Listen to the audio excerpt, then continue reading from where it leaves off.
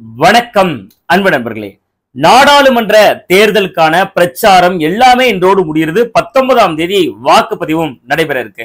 நம்ம நிமிர்ந்தனல் யூடியூப் சேனல்ல தொடர்ந்து ஒவ்வொரு நாடாளுமன்ற தொகுதியிலையும் யாருக்கு சாதகமா இருக்கு, களம் யாருக்கு பாதகமா இருக்குன்னு பல கட்டங்கள்ல பேசி வந்தோம். இறுதியா இன்றோடு தேர்தல் ஆணையத்தினுடைய அறிவுறுத்தலுக்கு உட்பட்டு நம்ம சமூக வலைதளங்கள்ல பெரிய பதிவுகள் எதுவும் பகிரக்கூடாது, தேர்தல் சம்பந்தமான சர்வேக்கள் கருத்து கணிப்புகள் இன்றைக்கு மாலை 6 மணிக்கு மேல வெளியிடக்கூடாது அப்படிங்கறதுனால நம்ம இன்றோடு இந்த வீடியோக்களை நிறைவு செய்ய இருக்கோம்.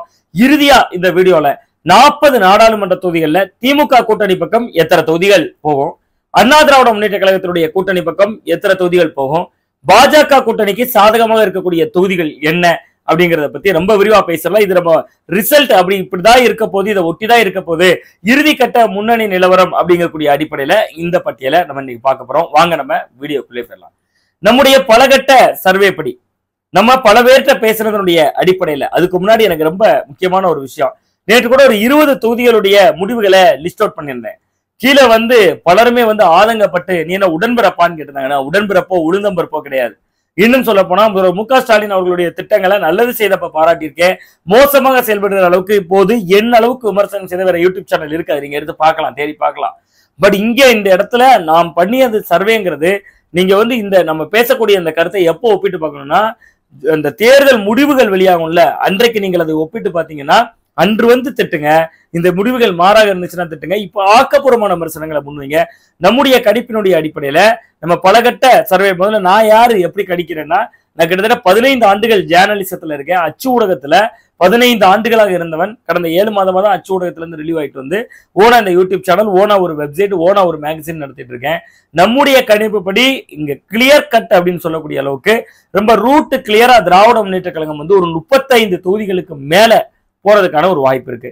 4 தொகுதிகள்ல கொஞ்சம் கடும் போட்டி நிலவுது. அந்த 4 தொகுதிகள்லயுமே இந்த அலையோட அலையா ஒன்றுல திராவிட முன்னேற்ற கழகம் வந்துடலாம், அல்லது அதுல 0 முதல் 1 தொகுதிகள்ல பாரதிய ஜனதா கட்சி வரலாம். அதிகபட்சம் ஒரு தொகுதியாக பாரதிய ஜனதா கட்சியினுடைய கணக்கீடு இருக்கும்.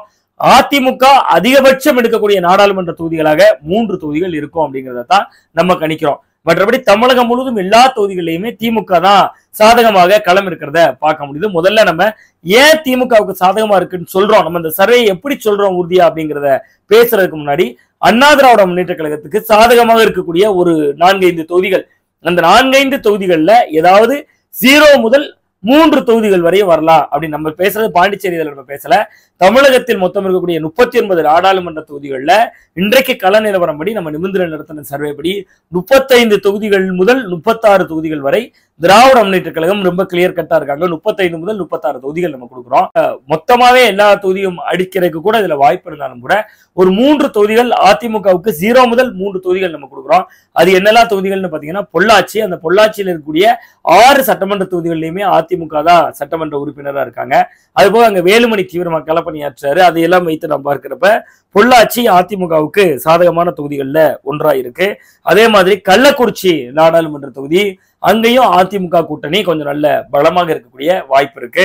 அதே மாதிரி ஈரோடுல கடும் போட்டி நிலவுது. ஈரோடை பொறுத்தவரை அதிமுகவுடைய சார்பில் ஆற்றல் அசோக்குமார் களத்துல இருக்காரு. அவர் ஒரு 593 கோடி சொத்து கணக்கு காட்டினவர், ரொம்ப வலுவான வேட்பாளர். அவரை எதிர்த்து திராவிட முன்னேற்ற கழகத்தினுடைய சார்பில் இளைஞரணியை சேர்ந்த பிரகாஷுக்கு சீட்டு கொடுத்திருந்தாங்க. உதயநிதி ஸ்டாலினுடைய ஆட்சி பெற்ற வேட்பாளர் அப்படிங்கக்கூடியவர். சோ இந்த 3-4 தொகுதிகள்ல தான் கொஞ்சம் கடும் போட்டி அப்படிங்கக்கூடிய நிலைமை இருக்கு. இங்க எப்படி ஒருவேளை இந்த 3 தொகுதிகள்லயும் அதிமுக லீடு எடுக்கலாம், அதுவும் உறுதி கிடையாது, இருந்தாலும் அதிமுக சில நேரம் லீடு எடுக்கலாம். அப்படி எடுக்கப்பட்டுச்சுன்னா நம்முடைய கருத்து கணிப்பின்படி அதிமுக 0 முதல் 3 தொகுதிகள் வரையும், சில நேரங்கள்ல ரொம்ப அரிதா 4 தொகுதிகள் வரையும் போறதுக்கான வாய்ப்பு இருக்கு. திராவிட முன்னேற்ற கழகத்தை பொறுத்தவரை 35 முதல் 36 நம்ம சொன்னா கூட சில நேரங்கள் அது 38 வரைக்கும் போறதுக்கான வாய்ப்பும் இருக்கு. பாரதிய ஜனதா கட்சியினுடைய பலம் எப்படியா இருக்குன்னா, வேலூர்ல புதிய நீதி கட்சியினுடைய ஏசி சண்முகத்துக்கு அங்க களம் நன்றாக இருக்கு. சோ அவர் ஜெயிக்கலாம் அல்லது திமுக ஜெயிக்கலாம் அப்படிங்கிறது அங்க நிலைமையாக இருக்கிறது. அங்க அண்ணா திமுக முன்னேற்ற கழகம் களத்துல இல்ல. சோ அந்த நாடாளுமன்ற தொகுதியை பொறுத்தவரை வேலூர் பாரதிய ஜனதா கட்சிக்கு கிடைத்தால் அந்த 1 என்கிற பட்டியல்ல இருக்கு. எல்லாரும் கேட்கக்கூடிய கேள்விகள் இருக்கு. தேனி, ராமநாதபுரம், அண்ணாமலை போட்டியிடக்கூடிய கோயம்புத்தூர் இங்கெல்லாம் வந்து திராவிட முன்னேற்ற கழகத்துக்கு வெற்றிமுகம் இருக்கு. ஃபைட் கொடுக்குற இடத்துல பாஜக முன்னுகர்ந்திருக்கு அப்படிங்கிறத தான் நம்ம பார்க்கிறோம்.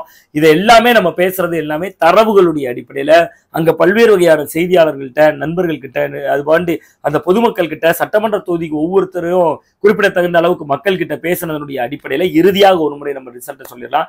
திராவிட முன்னேற்ற கழகம் குறைந்தபட்சம் 35 அதிகபட்சம் அது 39 வரையும் போகலாம். சில நேரங்கள்ல அது மொத்தமாவே அடிச்சுட்டு போயிடலாம்.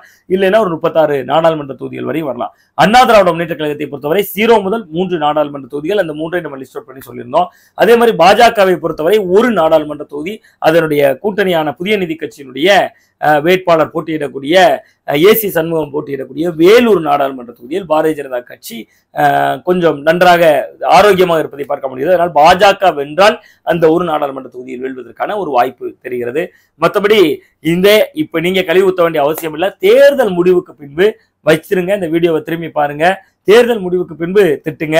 மற்றபடி நான் உழுதம்பரப்போ உடன்பிறப்பா அப்படிங்கிற ஆராய்ச்சி எல்லாம் இப்ப தேவையில்லாதது. ஏன்னா நான் வந்து ஜேர்னலிஸ்ட், இதழியல் பணியை நேசிக்கக்கூடியவர். எந்த விதமான விருப்புகளுக்கு அப்பாற்பட்டு நம்ம சேனல்ல தொடர்ந்து பார்க்குறவங்களுக்கு தெரியும்.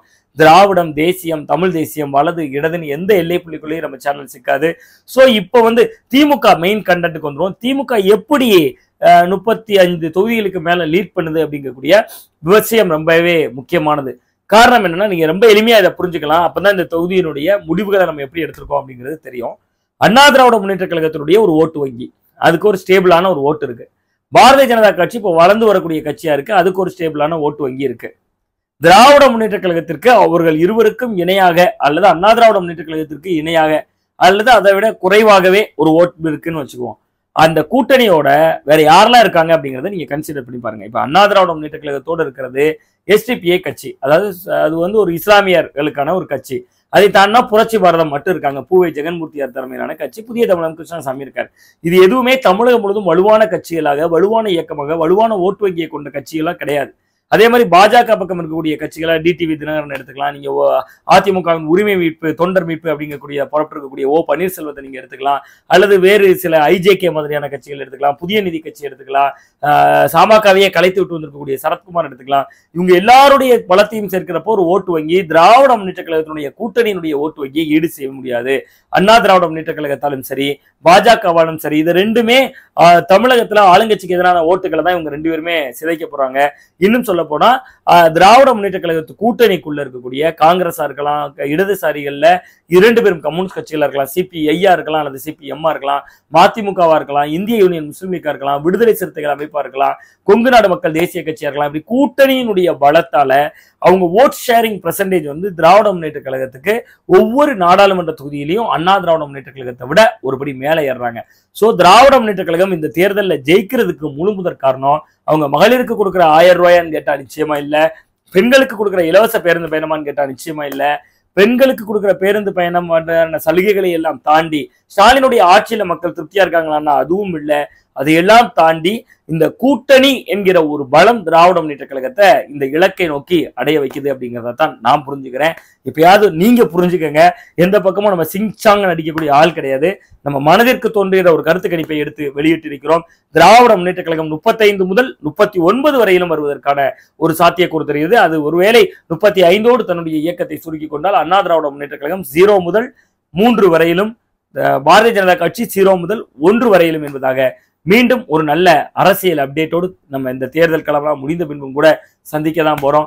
எல்லாரும் மறக்காம ஓட்டு போடுங்க. பிடித்தவங்க பிடிக்காதவங்க அப்படிங்கிற பாகுபாடு எல்லாம் கடந்து முதல்ல ஓட்டு போடுற கல்ச்சருக்குள்ள வாங்க, வாக்களிப்போம். ஜனநாயகம் நமக்கு கொடுத்திருக்கக்கூடிய மிகப்பெரிய உரிமையை, அந்த ஜனநாயக தேரை ஊர்கூடி சேர்ந்து வடம் பிடித்து இழுப்போம். நன்றி. மீண்டும் ஒரு அடுத்த தகவலோடு உங்களை சந்திக்கின்றேன். நான் உங்கள் சுவாமிநாதன், ஊடகவியலாளர்.